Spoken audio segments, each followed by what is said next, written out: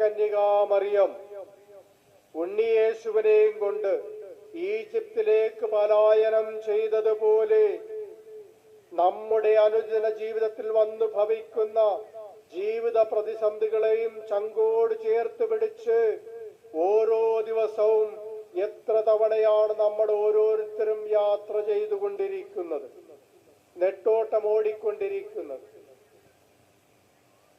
മറിയത്തിന്റെ രണ്ടാമത്തെ വ്യാകുലം എന്ന് പറയുന്നത് നമ്മുടെ വ്യാകുലം തന്നെയാണ്.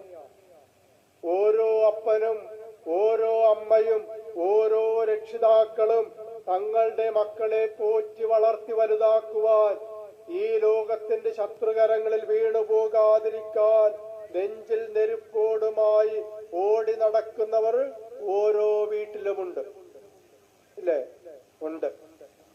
മക്കളുടെ രക്ഷയ്ക്ക് വേണ്ടി മാതാപിതാക്കൾ എടുക്കുന്ന ത്യാഗം അത് വ്യാകുലങ്ങൾ തന്നെയാണ്. മക്കളെ കുറിച്ചുള്ള ദൈവീക പദ്ധതി നിറവേറ്റാൻ മാതാപിതാക്കന്മാർ രക്ഷിതാക്കൾ ഏറ്റെടുക്കുന്ന ത്യാഗങ്ങൾ കുറച്ചൊന്നുമല്ല. മാതാപിതാക്കൾ അനുഭവിക്കുന്ന ഈ വ്യാകുലങ്ങളൊക്കെ മക്കളൊരിക്കലും മറക്കാൻ പാടില്ലാത്തതാണ്. കുഞ്ഞുങ്ങളെ വിദ്യാലയത്തിലേക്ക് പറഞ്ഞയക്കുമ്പോൾ, അവരെ കോളേജിലേക്ക് യാത്ര അയക്കുമ്പോൾ, അന്യ സംസ്ഥാനങ്ങളിൽ അഡ്മിഷൻ എടുത്ത് അവർ ഉപരിപഠനത്തിന് വേണ്ടി പോകുമ്പോൾ അമ്മമാരുടെയും അപ്പന്മാരുടെയും ഒക്കെ ഉള്ളിലും ഒരു പിടച്ചിലുണ്ട്, ഇല്ലേ? ഉണ്ട്.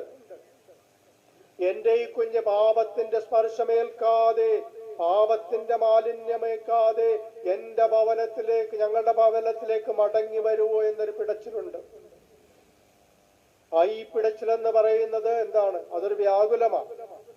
അതുപോലെ ഈ മക്കൾ മദ്യത്തിനും ലഹരിക്കും അടിമപ്പെടാതെ വളർന്നു വലുതായി വരുമോ എന്ന് ഓരോ മാതാപിതാക്കന്മാർക്കും വ്യാകുലങ്ങളുണ്ട്, ആകുലതകളുണ്ട്.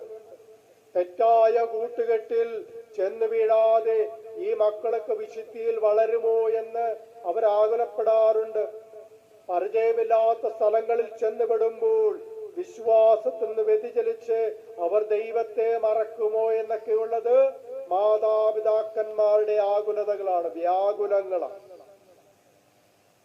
അതേ പ്രിയപ്പെട്ടവരെ, ഇന്ന് മനുഷ്യജീവനെ സംരക്ഷിക്കുവാൻ, മക്കളുടെ ജീവനും ജീവിതവും സുരക്ഷിതമാക്കാൻ മുറിവേറ്റ ഹൃദയവുമായി ഓടുന്നത് മാതാപിതാക്കളും രക്ഷിതാക്കളുമാണ്, നമ്മളൊക്കെ തന്നെയാണ്. അവരൊക്കെയാണ് ഉള്ളുപൊള്ളി നീറുന്നത്. നമ്മുടെ ഈ ജീവിത